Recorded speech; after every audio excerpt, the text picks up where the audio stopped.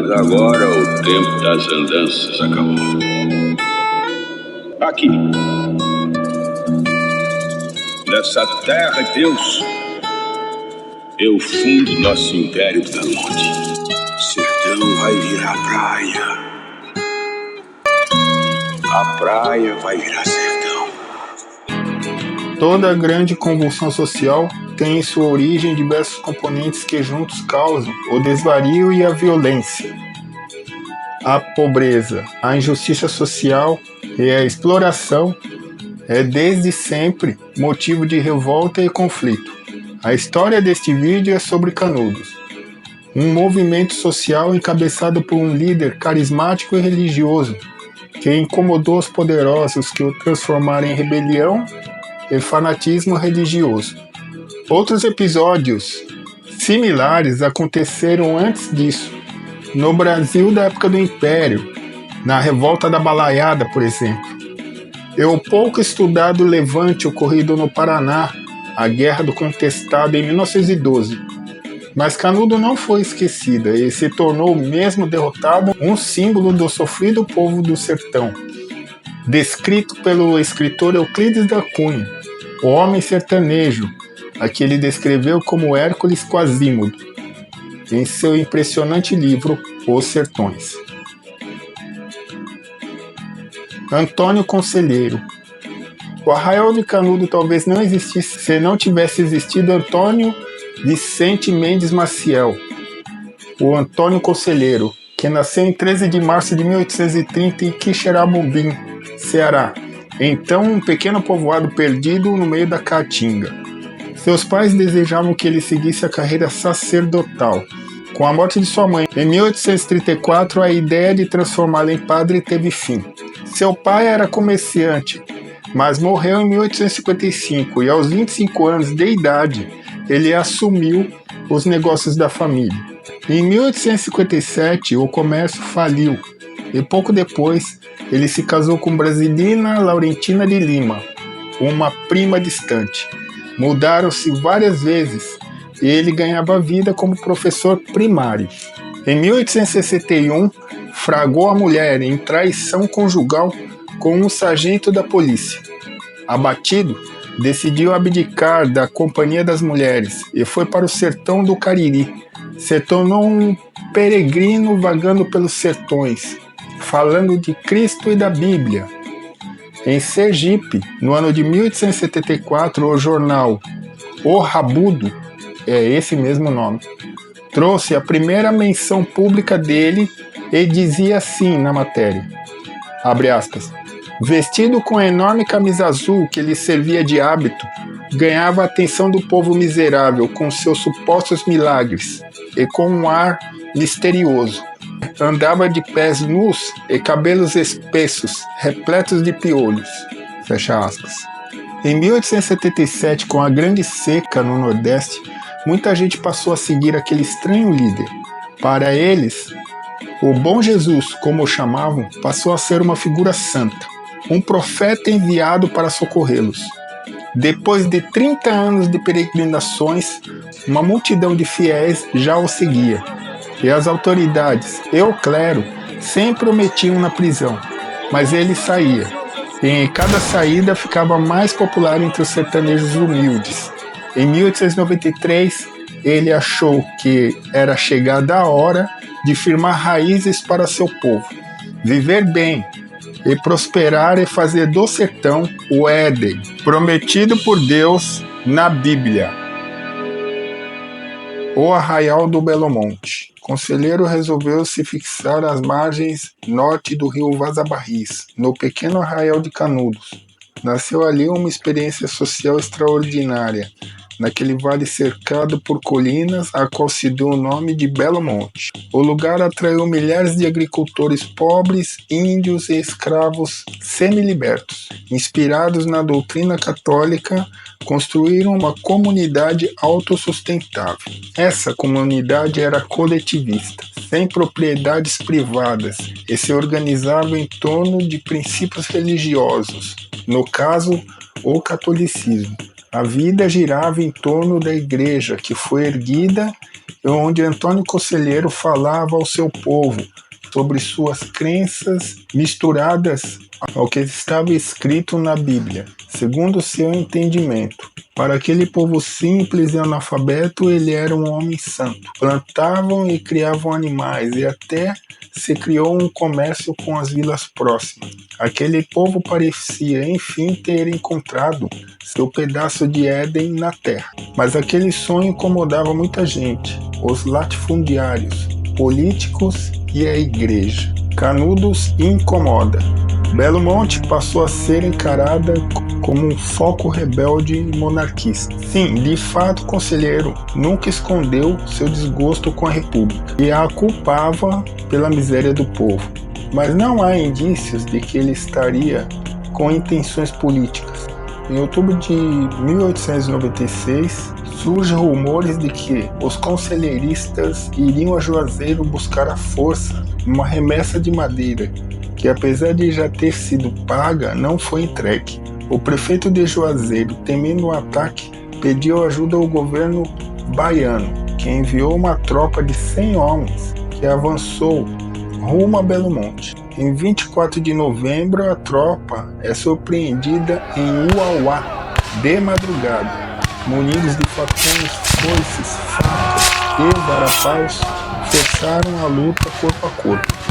Passaram-se várias horas de combate e a força policial recuou, com perdas severas, e antes de retornarem a Juazeiro, incendiaram Uauá.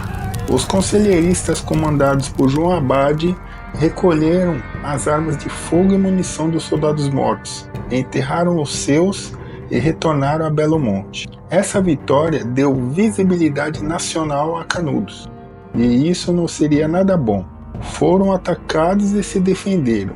Então, o sistema não ia deixar barato isso, como não deixaram Palmares existir 200 anos antes.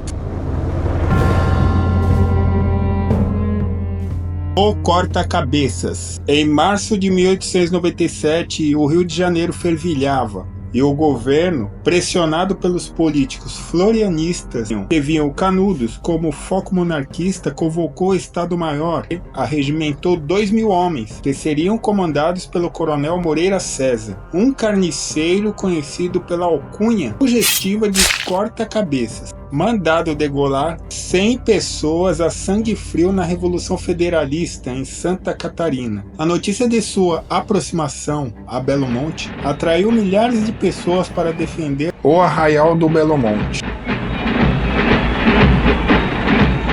As tropas de Moreira César foram acostadas pela guerrilha pelo caminho, perdendo vários homens. E mesmo famintos e cansados, Moreira César mandou atacar o arraial frontalmente. Assim que o avistou, sacou seu sabre e iniciou o avanço.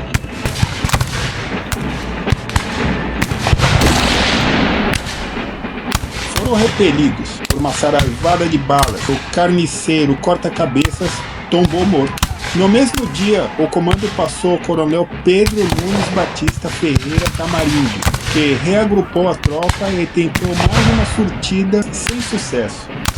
Dizem que em meio ao tiroteio ele gritou aos homens: "Em terra de Murici, cada um que se cuide de si." Mas, ao tentar fugir, morreu com um tiro nas costas. Murici é uma fruta comuníssima no sertão. A expedição abalada ficou acampada nas imediações, trocando tiros com os conselheiristas, faminta e cansada.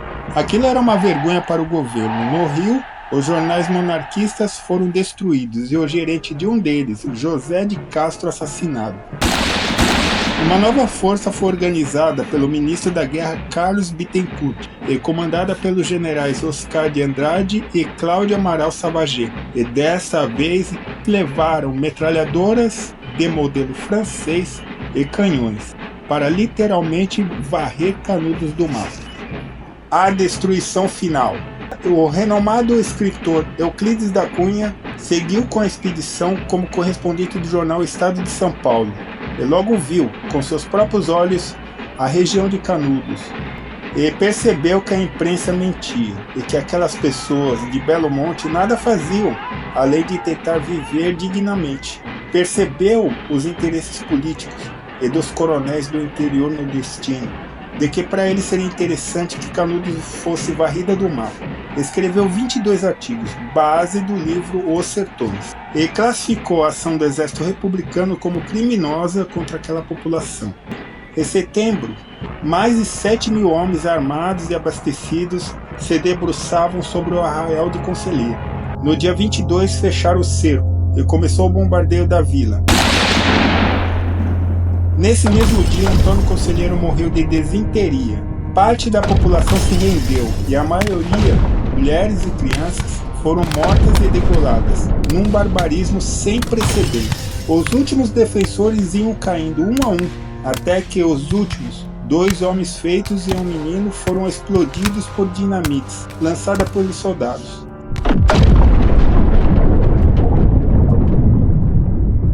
Era o dia 5 de outubro. E 20.000 pessoas perderam a vida nesse conflito. O cadáver de Antônio Conselheiro foi exumado e a sua cabeça decepada. O arraial foi incendiado e nos registros do exército se contaram 5.200 casebres. O legado do massacre.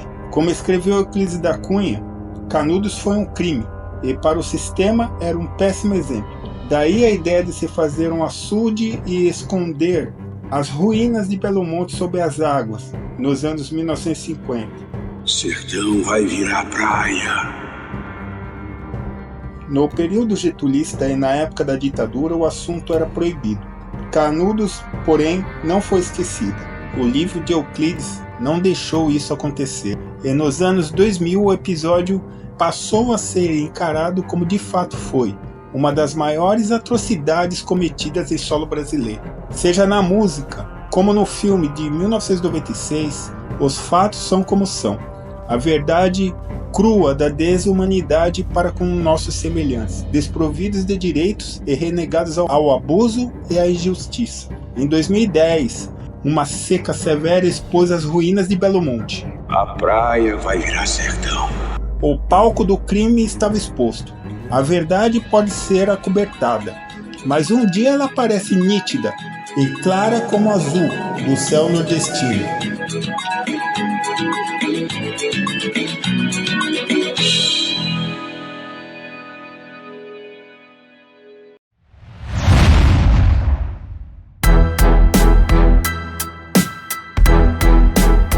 Olá, gente, tudo bem? Muito se fala sobre Lampião, na região do Nordeste, principalmente. E se fala, às vezes, de um modo romantizado, né? E Lampião era um bandido. Violava, assassinava, né? Era um sádico. Diferentemente dele, Antônio Conselheiro foi, em nossa visão, hoje em dia, um líder comunitário. Mesmo ele sendo um excêntrico, né? E passar a imagem de ser um messias religioso, ele mostrou ao sistema que quando o povo humilde, o quanto o povo humilde pode se organizar e viver bem e se autogerir nas suas coisas básicas, sem precisar de ajuda externa. Na verdade, ele sempre foi um mau exemplo do sistema, né? Ele sempre foi um mau exemplo. E aí falavam, mentiram que eles assassinavam, né? Que eram um bando de fanáticos religiosos e pregadores do império, né? Contra os ideais, na época, republicanos positivistas.